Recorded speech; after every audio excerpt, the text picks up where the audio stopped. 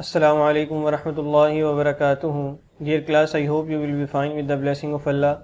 First of all, we read dua Rabbi Zidni Ilma. Dear class, जैसा कि last lesson में हमने chapter number 9 शुरू किया और उसकी डेफिनेशन से मुतल्लिक पढ़ा, और आज हम अपने नए लेसन में 57 में अपनी एक्सरसाइज 9.1 का आगाज़ जो हम कर चुके हैं उसका नेक्स्ट हम उसको करेंगे।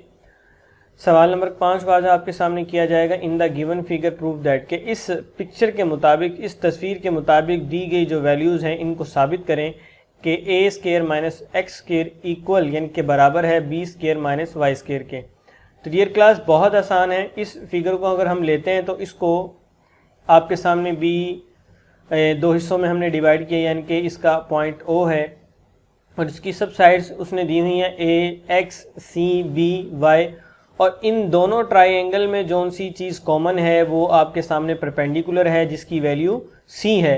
तो इन दोनों को मैंने ऐसे अलग अलग करके लिखा, ए यानी कि ए वैल्यू एक्स सी, यानी कि इसकी लेफ्ट हैंड साइड की राइट एंगल को मैंने अलग किया और राइट हैंड साइड की ट्राइंगल को अलग कर लिया। अब पहले इस ट्राइंगल को लेके हम मालूम करते हैं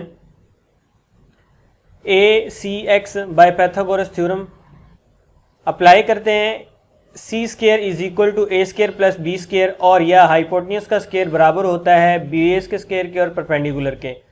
और आपके सामने हाइपोटेन्यूज यहाँ पे ए है, ए का स्केयर आ जाएगा इक्वल, और ए हमारे पास यानी कि बेस है, बेस हमारे पास एक्स है, एक्स का स्केयर आ जाएगा प्लस, और परपेंडिकुलर हमारे पास यानी कि जो बी की वैल्यू वो हमारे पास सी है, सी का स्केयर आ जाएगा। तो स्केयर लिया ए स्केयर इक्वल एक्स का स्केयर प्लस सी स्केयर, और आप जानते हैं कि यहाँ पे उसने कौन सी शक्ल बना रखी है, ए स्केयर माइनस एक्स स्केयर। तो हम देखें ए स्केयर हमारे पास मौजूद है, तो एक्स को दूसरी तरफ हम ले जाएं तो माइनस हो जाएगा, तो ये एक्स स्केयर बनेगा, माइनस हो जाएगा, यहाँ पे प्लस है दूसरी तरफ जाके माइनस हो जाएगा। तो अब हम क्या करेंगे, c square is equal to A square minus, यानी कि उस तरफ जाके ये माइनस हो गया तो इसको हमने तरतीब से लिख लिया ए स्केयर माइनस एक्स स्केयर। अब इसी तरह जो दूसरी ट्राइंगल है उसका हम लेंगे बाय पाइथागोरस थ्योरम, हाइपोटेन्यूज का स्केयर बेस का स्केयर प्लस परपेंडिकुलर का स्केयर। हाइपोटेन्यूज की वैल्यू हमने पुट की बी का स्केयर आ गया, और बेस हमारे पास वाई है और परपेंडिकुलर हमारे पास सी है, उसका स्केयर लिया, और जब हमने इसको सोल्व आउट किया तो B square plus equal Y square, और फिर इसके सामने देखें वाई स्केयर आ जाएगा प्लस सी स्केयर, और हमारे पास उसने बोला कि B square minus Y square होना चाहिए, तो बी हमारे पास मौजूद है तो ये उस तरफ जाके माइनस हो जाएगा सी स्केयर। जी बिल्कुल, तो सी स्केयर की इक्वल हम लेंगे, c square is equal to b square minus Y square. अब हमारे पास जो दो वैल्यूज़ दी थी वो दोनों हमारे पास आ गई हैं, और सी स्केयर की वैल्यू हमारे पास A square minus X square है, और इधर सी स्केयर की value B square minus Y square है। क्योंकि और बाय कंपेयरिंग, अब इनको हम कंपेयर करेंगे, मुवाजना करेंगे इक्वेशन 1 और 2 का, क्योंकि यह हमारे पास इक्वेशन 1 है और ये 2 है। और कंपेयर क्यों करेंगे, क्योंकि इनकी दोनों की लेफ्ट हैंड साइड जो सी बराबर है। अगर लेफ्ट हैंड साइड बराबर होंगी तो राइट हैंड साइड भी बराबर होंगी, तो इससे हमारे पास आंसर आएगा सी स्केयर की जगह हम लिखेंगे लेफ्ट हैंड साइड पे a square minus y x square equal और b square minus Y square, क्योंकि हमने ऊपर लिख दिया बाय कंपेयरिंग इक्वेशन 1 एंड 2, इनकी इक्वेशन 1 और 2 के तहत हमने इसको कंपेयर किया। अगर उनकी लेफ्ट साइड इक्वल है यानी कि सी स्केयर, तो उनकी राइट हैंड साइड भी बराबर होंगी। तो डियर क्लास, इस तरह से हमारे पास ये प्रूव हो जाता है कि जो हमने सवाल दिया गया क्वेश्चन नंबर 5 कि आप इसको साबित करें।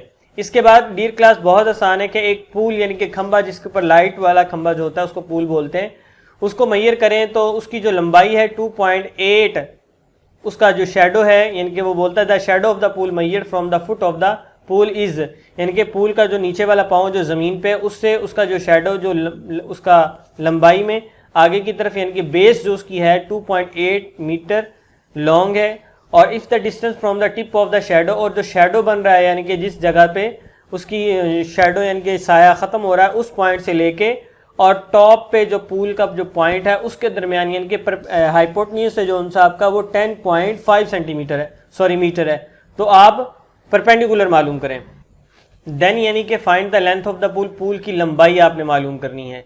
इसी तरह क्वेश्चन नंबर 7 बहुत आसान है, उसने कहा कि एक राइट एंगल ट्राइंगल है, उसकी वैल्यूज़ दी गई हैं और बताइए कि आया ये ट्राइंगल राइट एंगल है या नहीं। कि if any of the angle A, angle B and angle C में बी आर राइट एंगल हो सकते हैं। तो आपके पास ये वैल्यूज़ दी गई हैं, पाइथागोरस थ्योरम के मुताबिक आप इन वैल्यूज़ को अप्लाई करेंगे और इनका स्केयर लेंगे। अगर दोनों साइडें बराबर आएँ आपके पास, राइट हैंड साइड भी और लेफ्ट हैंड साइड भी, तो आप बताएंगे कि ये राइट एंगल ट्राइंगल है। और अगर वैल्यूज़ यानी कि लेफ्ट हैंड और राइट हैंड साइड की वैल्यूज़ इक्वल ना आए, यानी कि इक्वल के दोनों तरफ वैल्यूज सेम ना आए, तो हम कहेंगे it's not a right angle triangle sides. तो बहुत आसान है डियर क्लास, इसको आपने मुकम्मल करना है। एक जो सब मैंने आपके सामने किया ये आपने अपनी नोटबुक पे नोट फरमाना है और इंशाल्लाह नेक्स्ट लेसन में आपसे मुलाकात होगी। लेकिन इससे पहले अपना काम जो आपका आज का है वो नोट फरमा लें, एक्सरसाइज 9.1 और उसका क्वेश्चन नंबर 5 और 6 और 7 आपने अपनी नोटबुक पे मुकम्मल करना है। इंशाल्लाह नेक्स्ट लेसन में आपसे मुलाकात होती है, तब तक के लिए इजाज़त दीजिए। अल्लाह हाफिज़।